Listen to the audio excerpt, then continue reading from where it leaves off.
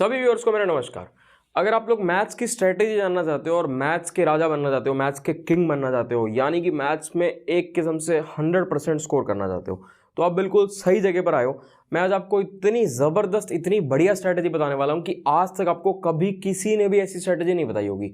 और ये वीडियो बिल्कुल कंप्लीट रहेगी, मतलब बिल्कुल बेसिक से लेकर एडवांस तक हर चीज़ के बारे में मैं डिस्कस करूंगा और हर चीज़ बताऊंगा। कुछ भी ऐसा नहीं होगा जो मैं इस वीडियो में छोड़ूं, मैं हर चीज़ आपको एक्सप्लेन करूंगा अच्छे तरीके से। आप इस वीडियो को पूरा एंड तक ज़रूर देखना, बीच में छोड़कर मत जाना, क्योंकि आपके लिए बहुत ज़्यादा हेल्पफुल हो सकती है वीडियो। और अगर आपने जो चीज़ें बताता हूं, अगर आप उस तरीके से प्रिपरेशन करते हो तो बहुत हाई चांसेस होंगे कि आप मैथ्स में बहुत अच्छा स्कोर कर पाओगे इस वीडियो को देखने के बाद।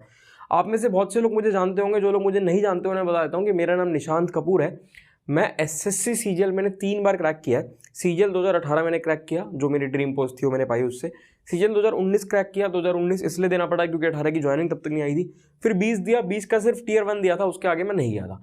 एसएससी सीपीओ 2018 उसका मैंने टियर 1 प्रीलिम्स दिया था, उसमें मेरा बहुत अच्छा स्कोर था, लेकिन आगे मैं फर्दर के स्टेप्स में नहीं गया था।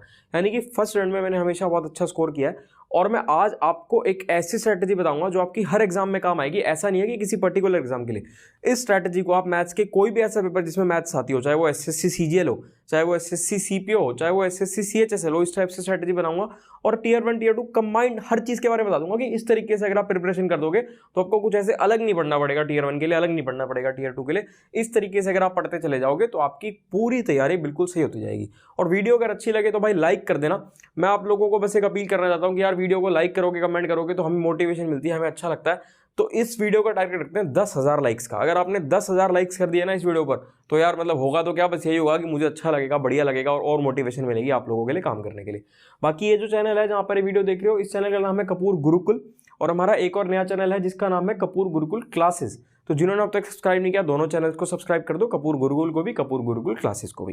देखो 3 तरीके के एस्पिरेंट्स होंगे जो आज की वीडियो में बात करेंगे। हम 3 टाइप्स में डिवाइड कर देते हैं एस्पिरेंट्स को। एक वो एस्पिरेंट जो भी बिल्कुल फ्रेश बिगनर्स हैं, जिनका एम है एसएससी सीजीएल 2023 को क्रैक करना, यानी कि हम कह सकते हैं जिनके पास फिलहाल लगभग 90 दिन है एसएससी सीजीएल 2023 को क्रैक करने के लिए। और 90 दिन कम नहीं है, 90 दिन बहुत है, क्योंकि फिलहाल तो उन्हें टियर 1 ही क्रैक करना है। टियर 1 को अगर उन्होंने क्वालिफाई कर लिया, टियर 1 की अगर उन्होंने कट ऑफ क्लियर कर ली, तो टियर 2 के लिए उन्हें और समय मिल जाएगा। दूसरे जो एस्पिरेंट्स हैं वो इस तरीके के हैं जो ऑलरेडी प्रिपेयर कर रहे हैं, पुराने एस्पिरेंट्स हैं और कुछ समय से प्रिपेयर करते आ रहे हैं। और तीसरे एस्पिरेंट्स वो हैं जो हैं तो फ्रेशर्स, मतलब हैं तो बिगिनर्स, लेकिन उनका एम सीजीएल 2023 नहीं है, उनका एम सीजीएल 2024 है, 2025 है, यानी जिनके पास बहुत समय है प्रिपरेशन का। तो तीनों के हिसाब से हम आपको ऐसी स्ट्रैटेजी बताएंगे और कोशिश करेंगे कि कुछ भी चीज़ मिस ना हो। हर चीज़ के बारे में डिस्कस करूंगा। यहाँ बोर्ड पर तो मैंने फिर भी बहुत कम चीज़ें लिखी हुई हैं, लेकिन मैं कोशिश करूंगा कि हर चीज़ के बारे में डिस्कस करें। देखो सबसे पहले मैं आपको बता दूं कि किसी भी पेपर को क्रैक करने के लिए, स्पेशली मैथ्स और इंग्लिश, इन 2 सब्जेक्ट्स के लिए ना सेल्फ स्टडी बहुत जरूरी है।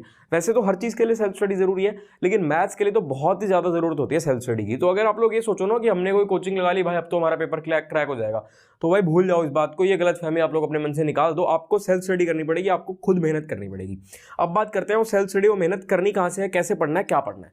देखो सबसे पहले तो यह है कि जो 3 टाइप के लोग हैं जो ऑलरेडी प्रिपेयरिंग, उनको पता होगा वो कोचिंग लगा रहे हैं नहीं लगा रहे। बाकी जो 90 दिन वाले हैं और जो दूसरे वाले हैं, हम उनकी बात कर लेते हैं एक बार।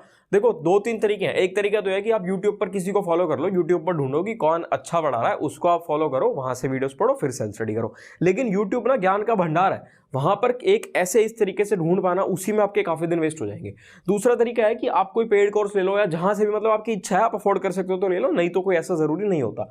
बाकी ले लोगे तो कहीं ना कहीं बेटर ही रहता है। उसके बाद 2 तरीके के कोर्स होते हैं, ऑनलाइन होता है, एक ऑफलाइन होता है। आपको किस कोर्स के लिए जाना चाहिए, देखो हर चीज का अपना फायदा अपना नुकसान है। अभी फिलहाल जिनके पास 90 दिन है, उनके पास बहुत कम समय है, तो मैं उनको ये रिकमेंड करूंगा कि कोई ऑनलाइन ऐसा कोर्स ले लो जहां पर सिलेबस थोड़ा जल्दी कवर करवा दिया जाए। मतलब कुछ लोग तो होते हैं जो बहुत लंबा खींच देते हैं सिलेबस को, 7-8 महीने लगा देते हैं। आप कोई ऐसा कोर्स ढूंढो जहां 2-3 महीने के अंदर आपको सिलेबस कवर करवा दिया जाए, और ऐसा कोई कोर्स ले लो।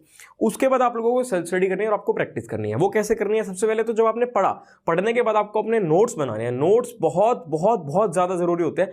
नोट्स भी आपको 3 तरीके से बनाने हैं, अभी आपको बताऊंगा किस 3 तरीके से बनाने हैं। नोट्स बनाने के बाद आप लोगों को प्रैक्टिस करनी है। अब प्रैक्टिस करने का भी मैं तीनों को डिवाइड करके तीनों के लिए बताता हूं कि तीनों को किस तरीके से प्रैक्टिस करनी है। देखो सबसे पहले तो आपको प्रीवियस ईयर क्वेश्चन की बुक लेनी है। ये प्रीवियस ईयर क्वेश्चन की बुक है किरण पब्लिकेशन की। ये मैथ्स का रामबाण है, मैथ्स की प्रिपरेशन के लिए बहुत ज्यादा इंपॉर्टेंट है ये बुक। तो जिनके पास ये बुक्स नहीं है, अगर आप लोग अफोर्ड कर सकते हो, तो मेरे हिसाब से आपको ये किताब जरूर ले लेनी चाहिए। इस किताब से आपको पढ़ना ही पढ़ना है। अब इस किताब से पढ़ना कैसे है, सबसे पहले जिनके पास 90 दिन है उनको कैसे पढ़ना है। देखो जिनके पास 90 दिन है उनके पास समय की है शॉर्टेज, तो उनको पूरी किताब पढ़ने की जरूरत नहीं है। वो कोशिश करो ऑल्टरनेट क्वेश्चंस लगाओ, मतलब जैसे पहले एक क्वेश्चन लगा लिया, फिर तीसरा लगा लो, या बीच में 2 स्किप कर दो, एक लगा लिया, 2 3 स्किप करके चौथा लगा लो। इस टाइप से चलो, पूरी किताब मत करो क्योंकि इतना समय नहीं है आपके पास। और उससे क्या होगा, मतलब आप ऑल्टरनेट लगाते जाओगे, बीच में स्किप करते जाओगे, तो एक किस्म से हर टाइप का क्वेश्चन कवर हो जाएगा, कोई भी टाइप आपसे बचेगी नहीं, एक किस्म से हर टाइप टच हो जाएगी और हर टाइप का सवाल आप लोग लगा लोगे, तो उससे आपकी एग्जाम प्रिपरेशन एक किस्म से आप कह सकते हो कि सब कुछ कवर हो जाएगा। और प्रीवियस ईयर क्वेश्चन का सबसे ज्यादा रोल रहता है सीजीएल सीपीओ में, क्योंकि जनरली वही पैटर्न रहता है, वही चीजें रहती हैं, थोड़ी बहुत वैल्यू चेंज होती है, 19-20 ऊपर नीचे हो जाता है, कोई बहुत ज्यादा वेरिएशन नहीं आता। अब दूसरी चीज, जिनके पास समय है कि हाँ यार मेरे पास समय है, मैं अच्छे से प्रिपेयर कर सकता हूं, उनको ये किताब तो पूरी लगानी है, इस किताब को छोड़ना नहीं है, इस किताब को पूरा लगाना है, चार्ट जाना है किताब को, और लगाते हुए भी ना स्टार से मार्क करते हुए चलो हर सवाल को। जिस सवाल में डाउट आए, हर सवाल को नहीं, मतलब जिसमें डाउट नहीं आ रहा उसको तो कोई दिक्कत नहीं है, जिसमें डाउट आ गया, जैसे मान लो कि इस सवाल में आपको डाउट आया, पेन रखो अलग अलग 2-3 कलर्स की, तो पहली बार डाउट आया, ब्लू कलर से मार्क कर लिया, फिर अगली बार आपने फिर किताब करी, फिर मान लो उसी सेम सवाल में दोबारा डाउट आ गया जिसमें ब्लू कलर से मार्क्ड है ऑलरेडी, उसको रेड कलर से दोबारा मार्क कर दो। ऐसे करते चलो। इससे क्या होगा, जब एंड में आप लोग रिवीजन करोगे, जिस भी सवाल पर ज्यादा कलर के पेन से स्टार बना होगा वो आपके लिए मोस्ट इंपॉर्टेंट हो जाएंगे, क्योंकि इसका मतलब है कि वो सवाल बार बार करने पर भी आपको डाउट आ रहा है। अब ये एक किताब जिनको 90 दिन में प्रिपरेशन करनी है, उनको तो मेरे हिसाब से एक किताब से ही पढ़ना चाहिए, क्योंकि अगर वो बहुत ज्यादा रिसोर्सेज के चक्कर में पड़ गए ना तो भाई दिक्कत हो सकती है। फिर भी मैं एक और दूसरी किताब भी आप लोगों को दिखा देता हूं, ये किताब भी बहुत बढ़िया है, ये क्विकर मैथ्स है, एम टारे की बुक है। इस बुक के बारे में आपको बहुत कम लोग बताएंगे, क्योंकि लोगों को पता ही नहीं होगा, और बहुत कम लोग इससे पढ़े होंगे, और जो कुछ लोग पढ़े होते हैं वो बताना भी नहीं चाहते, मतलब लोगों को पता नहीं क्यों लगता है वो ज्ञान बांटना नहीं चाहते। लेकिन मेरा ये मानना है कि आप जितना ज्ञान बांटोगे उतनी अच्छी बात है। तो ये क्विकर मैथ्स है, देखो जो जिनके पास समय है उनको तो पढ़ना ही पढ़ना है इस किताब से, जिनके पास कम समय है वो देख लेना मैनेज आप लोग कर पाओगे या नहीं कर पाओगे। इस किताब से ना कैलकुलेशन भी काफी इंप्रूव हो जाती है, और काफी कुछ आपको नया सीखने को मिल जाता है जो आपको और बुक्स में नहीं देखने को मिलता। तो जिनके पास समय है भाई वो लोग जरूर पढ़ना है इस किताब से, और कैसे पढ़ना है वो भी आपको बताऊंगा। कुछ लोग ना पढ़ने में गलती कर देते हैं, उनको बुक्स तो पता है लेकिन उनको ये नहीं पता कि पढ़ना कैसे है। तो भाई ये भी पता होना चाहिए कि आप लोगों को पढ़ना कैसे है, नोट्स कैसे बनाने, हर चीज के बारे में डिस्कस करेंगे। अब देखो मैं कंटेंट लिमिटेड रखवाऊंगा, मैं बहुत ज्यादा ज्ञान मतलब बहुत ज्यादा भंडार ऐसे आपको यूं नहीं करना। देखो किताबें खरीदने को तो आप 1000 खरीद लो, लेकिन उससे कुछ होने वाला है नहीं।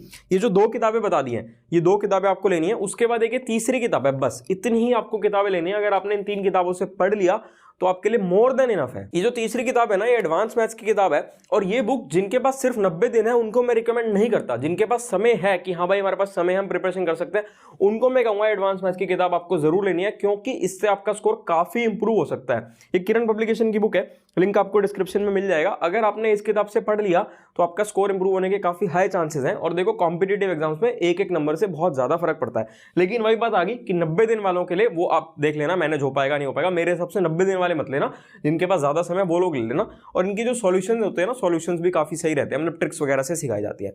अब बात कर लेते हैं आपको कैलकुलेशन कैसे स्ट्रॉन्ग करनी है और इन सब चीजों से आपको पढ़ना कैसे है। सबसे पहले तो ये देख लो भाई कि जो चैप्टर का सीक्वेंस है ना वो पता होना बहुत जरूरी है। कुछ लोगों को चैप्टर का सीक्वेंस ही नहीं पता होता, वो गलत तरीके से पढ़ रहे होते हैं। वैसे तो सबका अपना तरीका होता है, लेकिन जो मेरे हिसाब से बेस्ट तरीका है मैं आप लोगों को वो बता देता हूँ, और उसके बाद पढ़ना कैसे है। उसके बाद कई लोग क्या करते हैं, कई लोग 5 चैप्टर एक साथ खोल के बैठ जाएंगे, 5 चैप्टर पढ़ते रहेंगे। ये गलती जिंदगी में कभी मत कर देना। देखो पहले सीक्वेंस देख लो। सीक्वेंस मेरे हिसाब से सबसे पहले आपको अरिथमेटिक पढ़नी चाहिए, और अरिथमेटिक में भी सबसे पहले आपको परसेंटेज से स्टार्ट करना चाहिए।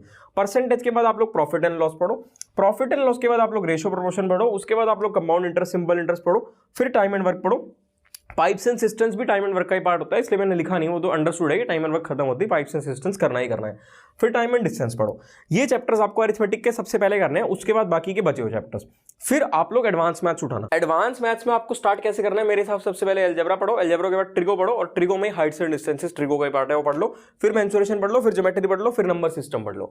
इस तरीके से आप लोगों को पढ़ना है। और पढ़ना कैसे है, एक समय पर एक ही चैप्टर उठाना है। ये गलती नहीं करनी 5-5 चैप्टर एक साथ खोल के नहीं बैठ जाने। जैसे मान लो परसेंटेज सबसे पहले आप लोगों ने स्टार्ट किया, तो परसेंटेज आप लोग पहले जहां से भी जिस भी टीचर से पढ़ रहे हो, जहां से पढ़ रहे हो वहां से पढ़ा, वीडियो से पढ़ा, जहां से पढ़ा, फिर अपने नोट्स बनाए। नोट्स बनाने के बाद जो मैंने आपको बुक दिखाई सबसे पहले, जो बुक दिखाई सबसे पहले उस बुक से पढ़ना है। उसके बाद जो दूसरे नंबर पर आपको बुक दिखाई उस बुक से पढ़ना है। मतलब दोनों किताबों को साथ साथ चलाना है। जैसे परसेंटेज खुद पढ़ा, फिर एक किताब से पढ़ा, फिर दूसरी किताब से पढ़ा, उसके बाद ही अगले चैप्टर पर जाना है। ये तो है जिनके पास समय है उनके लिए, और जिनके पास समय नहीं है उनको मैंने बता दिया कि आप चाहे एक किताब से पढ़ लो और ऑल्टरनेट क्वेश्चंस भी लगा लो, क्योंकि समय की आपके पास है किल्लत। अब इसके बाद बात कर लेते हैं मॉक टेस्ट की। भाई मॉक टेस्ट लगाने आप लोगों के लिए बहुत ज्यादा जरूरी है, चाहे आप 90 दिन है आपके पास ज़्यादा समय है। मॉक टेस्ट की आप लोगों की वैल्यू बहुत ज़्यादा है, वो आपको अभी समझ में नहीं आएगी, लेकिन जब आप एक्चुअल में एग्जाम में बैठोगे तब आपको समझ में आएगी। जिन्होंने ज़्यादा मॉक टेस्ट लगाए होंगे उनको एग्जाम करने में ज़्यादा मतलब बिल्कुल भी दिक्कत नहीं आएगी, उनके लिए बहुत ईजी हो जाएगा। तो मॉक टेस्ट लगाते चलो, वो आप लोग मैनेज करो कि आप कितने लगा सकते हो। मेरे हिसाब से कोशिश करो कि ऑल्टरनेट डेज पर तो आप लोग लगा ही लो। और एक चीज़ कहना चाहता हूँ कि जितने ज़्यादा डाउट्स पूछोगे ना उतना अच्छा है आप लोगों के लिए। आप लोगों को डाउट्स पूछ करना, जो भी आपके टीचर हैं, आपके मेंटर हैं, जो भी हैं, आपको उन्हें मतलब बिल्कुल पागल कर दो उन डाउट्स पूछ कर। चाहे मुझसे भी डाउट पूछ लो, ये हमारी इंस्टाग्राम आईडी है, आप मुझसे पूछ सकते हो। देखो जो मेरी इंस्टाग्राम आईडी है, मेरा नाम तो आपको पता ही है, निशांत कपूर, उसके बाद 3995 लिख देना, निशांत कपूर 3995। और जो बड़े भैया की इंस्टाग्राम आईडी है वो दीपक कपूर 244। तो आप हम दोनों से इंस्टाग्राम पर क्वेश्चन जो भी पूछना चाहो पूछ सकते हो, हम आपका रिप्लाई जरूर करते हैं। ये हो सकता है कि किसी को रिप्लाई 5 मिनट में मिल जाएगा तो किसी को रिप्लाई 2 दिन में मिलेगा। इसका डिफरेंस देखो, अब मान लो हम ऑनलाइन बैठे हैं, किसी का मैसेज आया तो हैंड टू हैंड उसको रिप्लाई मिल गया, उसको 5 मिनट मिल गया। अब हम ऑनलाइन नहीं है, हम 2 दिन बाद है ऑनलाइन, तब देखा किसी का मैसेज था तो उसको 2 दिन बाद रिप्लाई मिला, लेकिन रिप्लाई मिलता सबको जरूर है। कोशिश करो कि आप लोग दिन के 3-4 घंटे मैथ्स को जरूर दो, क्योंकि देखो जिनके पास 90 दिन है ना, 90 दिन मतलब बहुत लिमिटेड समय है। 90 दिन में आप लोगों को प्रीलिम्स निकालना है, उसके बाद टीयर 2 के लिए तो समय मिलेगा कुछ और, उसमें और आपकी एनहांस हो जाएगी परफॉर्मेंस। लेकिन जितने भी 90 दिन है उसमें सोचो कि मतलब दिन दुनिया को छोड़ के आपको पढ़ाई करनी है और दिन के 8-10 घंटे पढ़ना है। तो दिन के जो 8-10 घंटे पढ़ना है उसमें टाइम टेबल ऐसे सेट करना है कि मैथ्स के 3 से 4 घंटे आप लोगों के निकल पाए, और आप निकाल भी सकते हो। उसके बाद एक और चीज है कि बहुत सारे लोग ना बेड पे बैठकर लेट के आराम से मतलब एक्चुअल में राजा की तरह पढ़ते हैं। तो भाई वो वाला राजा नहीं बनना, मैथ्स का राजा बनना है। मैथ्स का राजा तभी बन पाओगे जब टेबल चेयर पर बैठकर पढ़ोगे। बेड में लेट कर नहीं पढ़ना, बेड पर लेट कर तो नींद ही आती है। तो आराम से टेबल चेयर पर बैठकर ढंग से आप लोगों को पढ़ना है। और ये जो मैंने स्ट्रेटजी बताई है ना, ये हर पेपर के लिए है, ये कुछ स्पेसिफिक नहीं है कि इसी एग्जाम में काम आएगी। इस स्ट्रेटजी को अगर आप फॉलो कर लोगे ना तो हर कॉम्पिटेटिव एग्जाम में आपकी काम आएगी। और सच्चे मन से अगर पढ़ाई करोगे जिस तरीके से मैंने आपको बताई है, तो आपको कोई नहीं रोक सकता, आप बहुत अच्छा स्कोर कर पाओगे। बस आप लोगों को मेहनत करते रहना है। इसके बाद भी अगर आपके मन में कोई भी डाउट आपको लगता हो कि मैंने मुझसे कुछ स्किप हो गया, आप कुछ भी पूछना हो तो कमेंट कर देना, इंस्टाग्राम पर मैसेज कर देना। मैक्सिमम लोगों का शेयर करो इस वीडियो को और हमारे दोनों चैनल को सब्सक्राइब करो। ठीक है, फिर मिलेंगे आपसे अगली वीडियो में।